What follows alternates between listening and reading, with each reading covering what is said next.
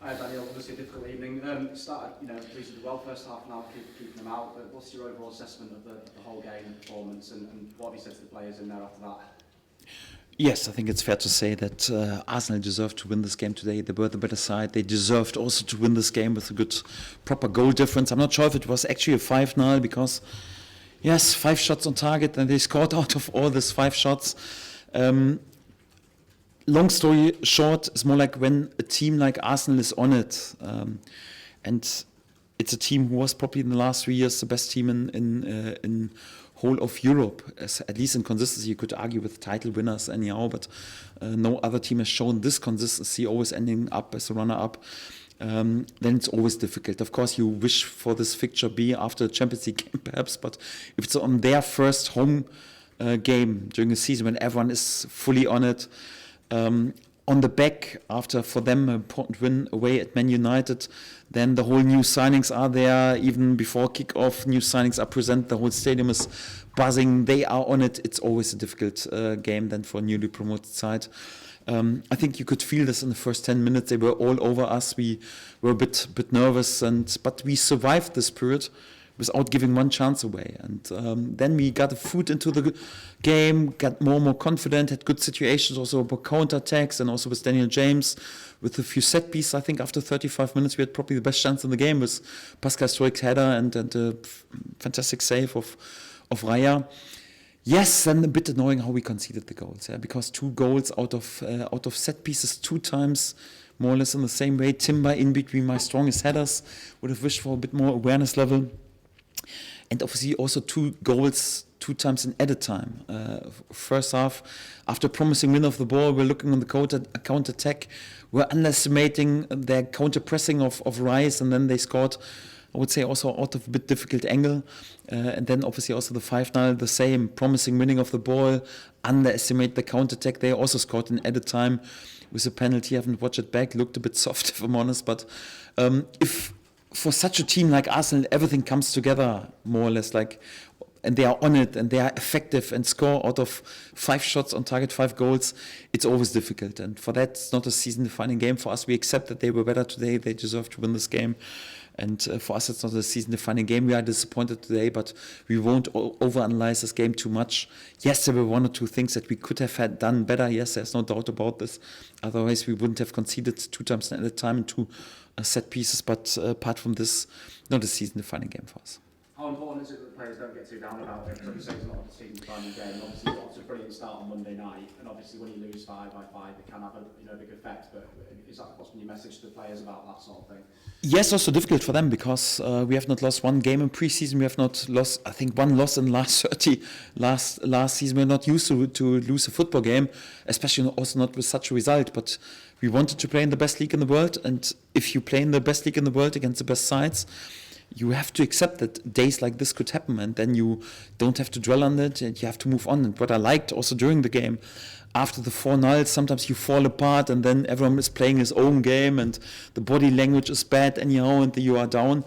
No, we stick together also with the new substitutions, and we didn't allow them after the 4-0 more chances. It was more the other way around. We nearly get the foot back, perhaps with the consolidation goal. It was always clear that we would lose this game, but I quite liked that we showed this mentality and didn't fall apart. For that, I feel a bit for the players that we then allowed, sadly, this unnecessary loss of the ball and conceded a soft penalty in the 93rd or 94th minute was a bit unnecessary. But also the feeling during this period, and then also the unity together with our supporters, I think they had a good feeling today that yes, it was just a bit too much. So it was not like mentality or character or the fight.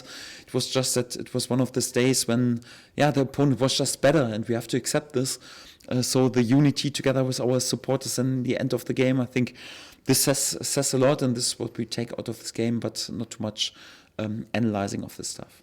Fair. You knew that Joel was going to be quite isolated today when you were defending deep at periods. Why did you choose Joel over Lucas, who we probably agree is slightly more physical, maybe a better hold-up man against Gabriel and Saliba?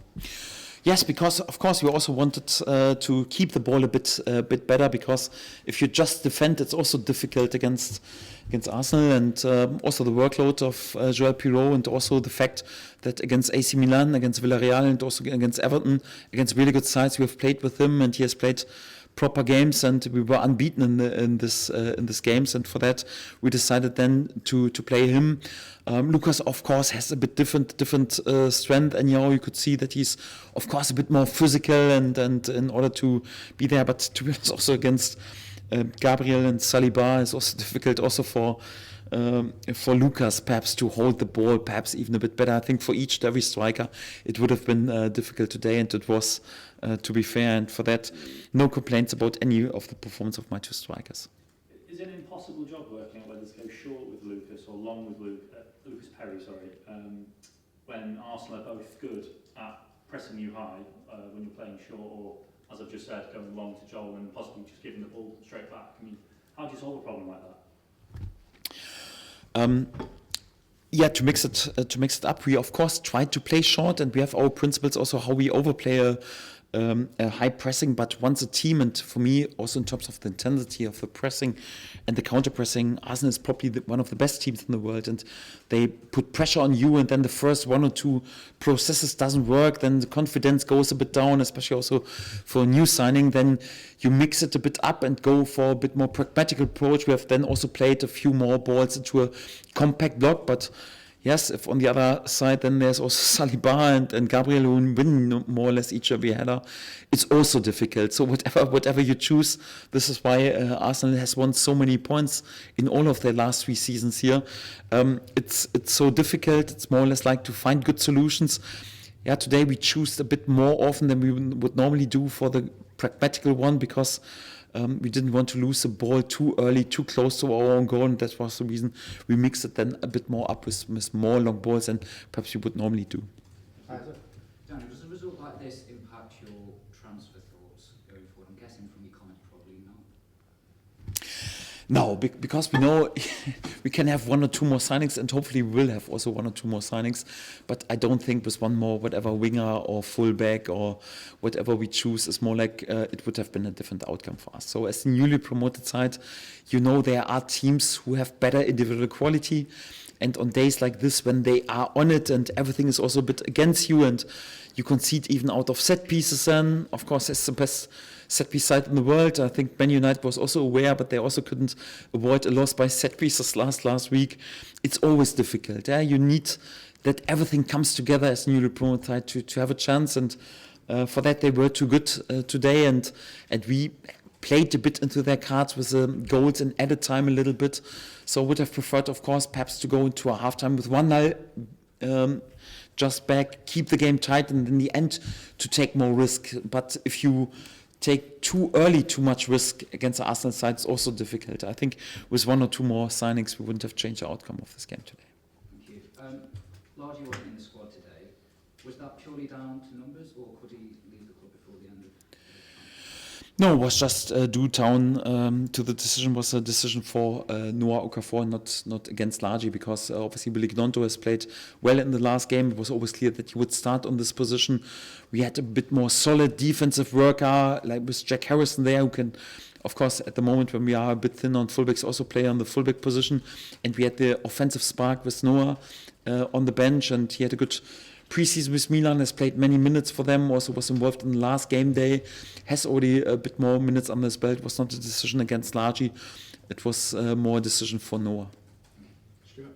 Daniel, you say you won't overanalyse this, but for the boys who are new to the Premier League, what do you think they'll have learned today?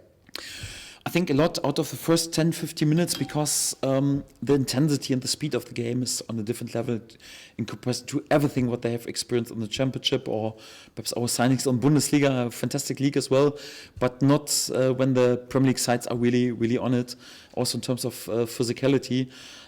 So this is good to have this first experience out of the way.